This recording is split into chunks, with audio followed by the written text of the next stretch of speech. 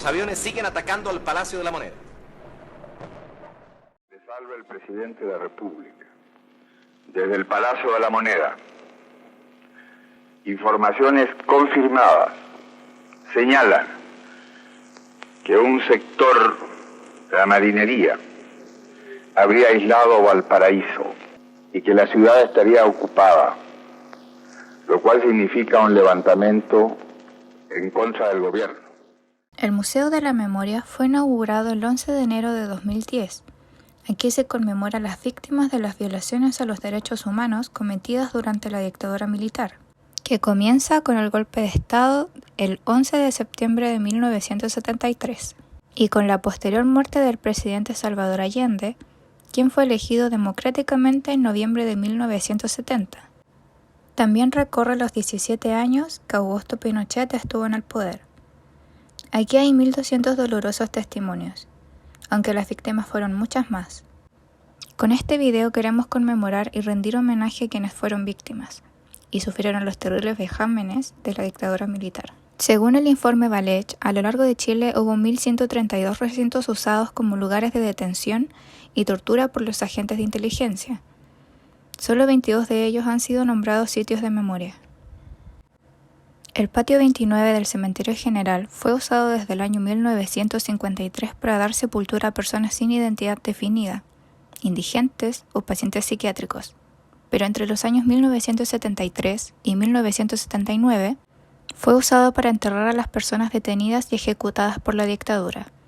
Pero no fue hasta 10 años después que se hicieron las primeras exhumaciones, encontrando allí 124 restos óseos. Con el comienzo de la dictadura, miles de chilenos fueron perseguidos y comienza así una masiva expatriación, forzada o voluntaria, de todas aquellas personas que fueran afines o militantes de partidos de izquierda.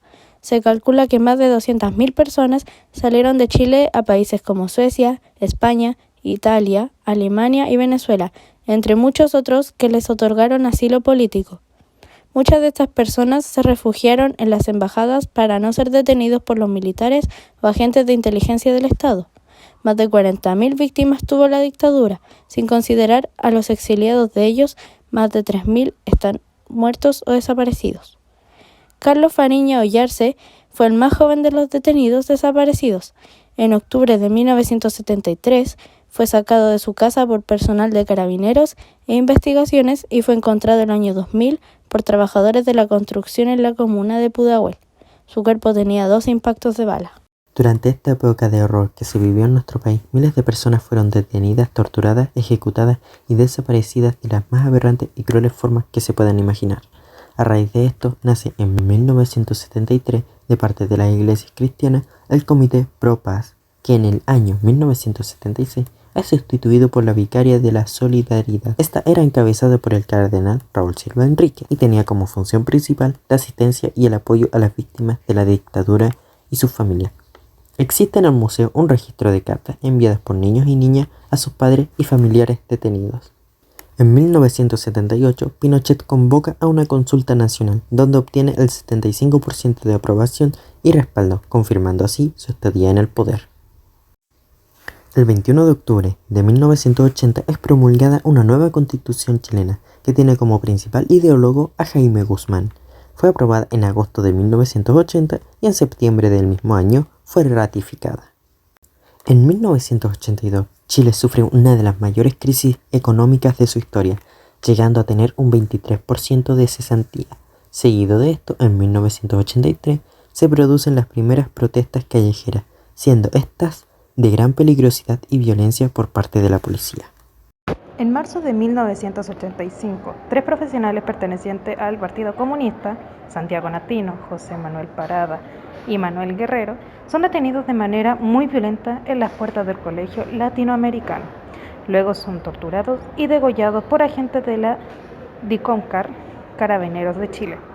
Fueron encontrados entre matorrales por 2 campesinos en la cercanía del aeropuerto Pudahuel. La agrupación de familiares de detenidos desaparecidos fue una pieza fundamental durante todos esos años de dictadura, y lo sigue siendo.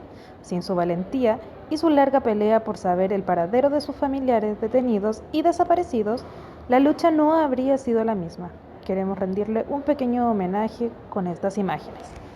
Soy madre de Alfredo Rojas Castañeda, detenido y desaparecido el 4 de marzo de 1975. Soy hermana de Nicomedes II de los Soy esposa de Enrique Castillo, de Nieto Morales Saavedra, detenido y madre de detenida y desaparecida. Soy hermana de Humberto Torres Aravena, detenido y desaparecido desde el 13 de octubre de 1973.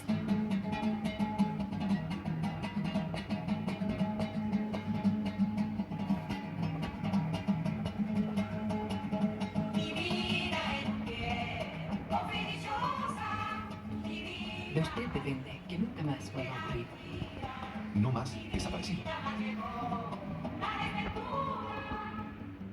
Ya a mediados de 1980 había numerosas jornadas de protestas callejeras, llamados a paro nacional y una mayor participación de la población en estos sucesos. También ocurre el atentado a Pinochet en el sector del Melocotón, en el Cajón del Maipo, donde 5 de sus escoltas resultaron muertos y otros 12 heridos. A finales de los 80, tras el fracaso en la protesta y la lucha armada para derrocar a la dictadura, algunos partidos y agrupaciones de izquierda conformaron la Concertación de Partidos por el No. De esta manera, participaron del plebiscito del año 1988, como se disponía en la Constitución de 1980 con respecto a la permanencia del dictador en el poder. El 5 de octubre de 1988, después de una ardua y emocionante campaña, se llevó a cabo el plebiscito donde resultó ganadora la opción del no, con un 55% de los votos obtenidos, dando paso así al fin de la dictadura y a un futuro llamado a elecciones presidenciales y parlamentarias. Después de recorrer el museo y parte importante de nuestra historia como país, nos invaden distintos sentimientos de angustia y en alguna medida logramos conectarnos con el dolor y la desesperanza de esta época tan oscura como fue la dictadura militar. Esperamos que este tipo de situaciones nunca más vuelvan a ocurrir.